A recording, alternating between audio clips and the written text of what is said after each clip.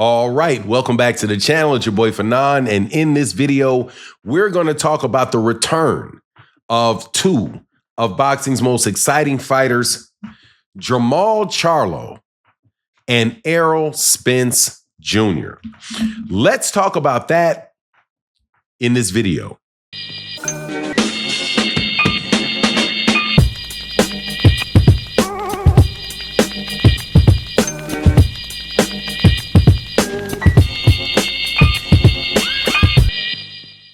All right, welcome back to the channel. It's your boy Fanon, and in this video, I got some good news as two of the best fighters in boxing are going to return, and two of the most exciting fighters for me are going to return. One is Jermall Charlo, and that return is confirmed on the undercard of Caleb Plant. And Errol Spence Jr., despite rumors that he is going to retire, I am told is not retiring and is coming back. Now, before I get into it, let me welcome you back to the channel. If you're new to the channel, please accept my invitation to hit the subscribe button and hit the bell icon so you can be notified of when we release more videos. And if you're a longtime supporter, thank you guys so much. And thank you to everybody that supports in the super thanks of videos like this. It is really the best way to support the channel. Tip your hat with a little yellow, little color in the chat. It would really help the channel. But let's get into this. So my guy Errol is coming back. That's what I've been told.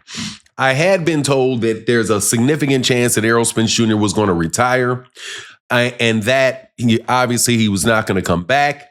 But there's been some shifting in the 154-pound division, and that shifting, I'm told, has a lot to do with Errol Spence Jr.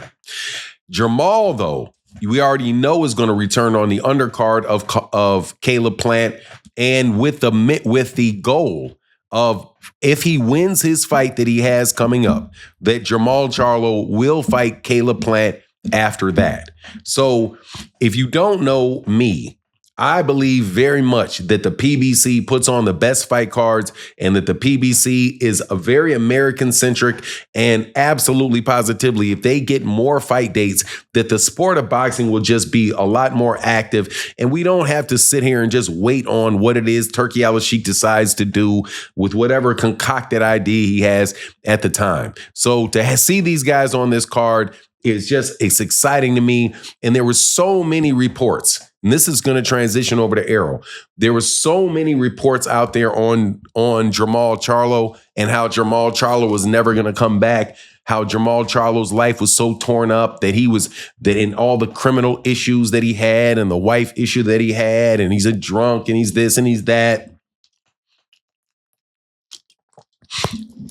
All of that stuff coming on around about Jermall Charlo. To see him get back in the ring and to see, hey, man, for him to say, yeah, I had real problems in my life. I'm not going to sit up here and lie about it. He clearly had some psychiatric issues that he had to go through.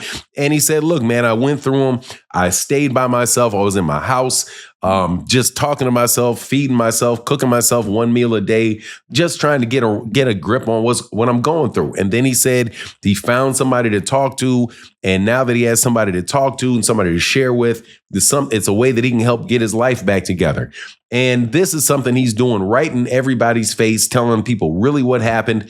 And to see him overcome that monument, overcome that obstacle to get back to where he is today, it's going to make seeing that man, for me personally, it's going to make seeing that man in the ring that much more enjoyable. And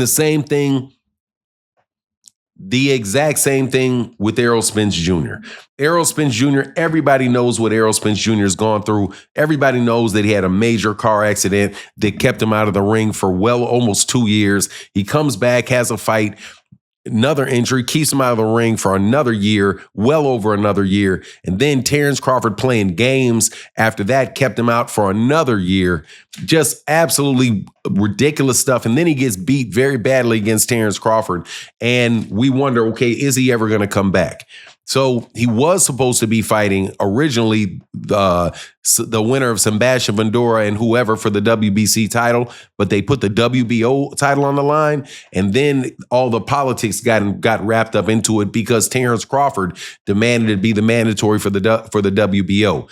Anyway, so all of these things get screwed up again or messed up again or changed again when Keith Thurman, who was on the way to fight Tim Tszyu, lost the ability to fight Tim Tszyu, and Tim Tszyu agreed to fight Sebastian Fundora for the WBC title and drop the WBO title. So where does that leave? Where does that leave Errol Spence? That leaves Errol Spence and Keith Thurman to be available to fight one another. And I know Errol said in the past that he wouldn't do it, but I have a suspicion, man, that he would fight at the right weight for the right amount of money and the right card, that he will fight Keith Thurman. So if you could have Jermall Charlo back, Jermall Charlo says he's coming back. Keith Thurman had a good, very, very good outing in Australia, and Errol Spence Jr. is right in the mix. Now, I don't think Errol Spence should fight somebody like Sebastian Fundora, just because I think that is just because of the matchmaking of it.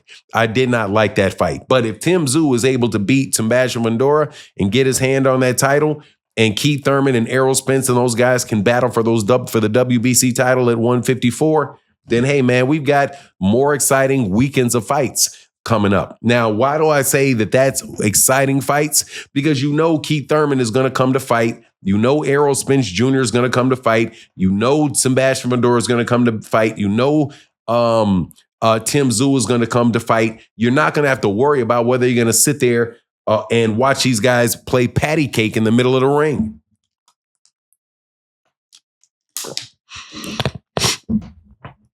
Let me repeat.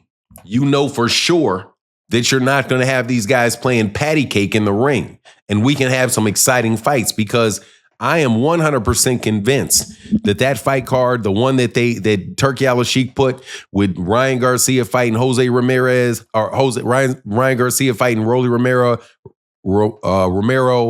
Devin Haney fighting Jose Ramirez, and Teofimo Lopez fighting Arnold Barboza.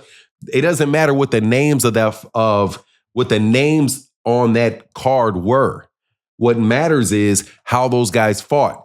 And what did they do? They stunk up the joint. And why do they stink up the joint? Many people are speculating that they stunk up the joint because they were trying to get to the next fight, their next payday out of Turki Al-Sheikh. And it didn't matter whether the crowd was excited or not, or whether they entertained the crowd or not, because there wasn't even a crowd there to entertain, to excite. No point in time in that fight could you hear boos or could you hear screams, because it was in front of a handful of people, and they didn't put out for that fight card. They didn't. Now, no joke, bro. You can date a real pretty girl. How many times are you going to go out with her and the date wind up being boring? You just listen to her babble on about what her life is like, and then she says at the end of the day, goodbye, see you later. You're like, nothing in it for me? No, sorry. Nothing but looking at my pretty face. That's not going to go too long. We need the Jermall Charlo who's going to come to fight. We need Errol Spence, who you know for sure is going to come to fight. Gervonta is going to come to fight. You don't know that about those guys over there on that other side of the street. But anyway, that's just my take on the matter. Don't get mad at me.